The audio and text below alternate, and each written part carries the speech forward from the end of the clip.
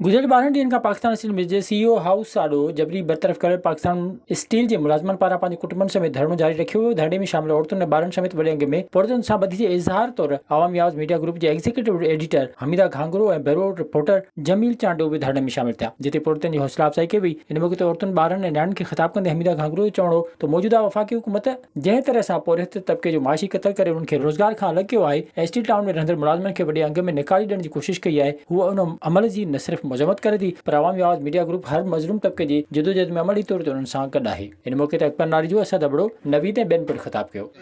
मां मशहूर आहियां स्टील मिल जे पास हिन जे पास मुलाज़िमत जे हवाले सां शुरू ॾींहं खां वठी जेको पंहिंजो भरपूर किरदारु अदा कयो आहे। असां गॾु 13 ॾींहं धरणे ते वेठा आहियूं। हिन 13 ॾींहंनि जेको आहे न त हुकुमरान जेको आहे कंहिं क़िस्म जेको आहे को राब्तो कयो आहे ऐं हिन उन शख़्स जंहिं जेको आहे 4,500 माण्हुनि खे जेको आहे बरतरफ़ करे ऐं ख़ुदकशी ते मजबूर कयो आहे, रोड ते वेहण ते मजबूर कयो आहे, उन माण्हू बि अची असां राब्तो कोन कयो आहे। अवामी आवाज़ का बहुत शुक्रगुजार हूँ कि आज वो यहाँ पे तशरीफ़ लाए।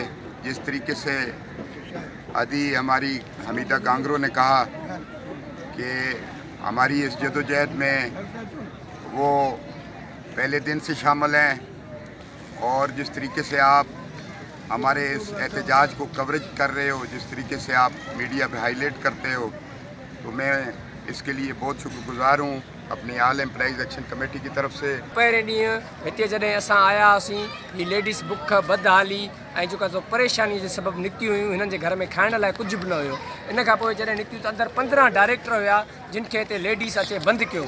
बंदि थियण खां पोइ हुननि में हिकिड़ी अफ़रा तफ़री थी वई ऐं हिकिड़ो ऐं 15 डायरेक्टरनि मां तक़रीबन 13 डायरेक्टर पोयां भितियूं टपी भॼी विया। असांखे हक़ मिले, हक़ मिले, मुंहिंजे सां ज़ुल्म आहे, हक़ मिले, मुंहिंजे खे मारायो, मुंहिंजे खे जेल में झिरायो, मूंखे हक़ मिले। साल भा मंजरायो वगे तव्हां खे असां वोट ॾींदा आहियूं, तव्हां जा ई आहियूं। खाली मकान हमसे किराया मांग रहे हैं, हम कहाँ से दें किराया? ना हमें स्टील टाउन घर मिले, ना हमें हमारे कराची में तो कोई घर भी नहीं है जहाँ पर हम जा सकें, जिंदगी बता सकें। विजिट कयो अवामी आवाज़ मीडिया ग्रुप जी वेबसाइट awamiawaz.pk।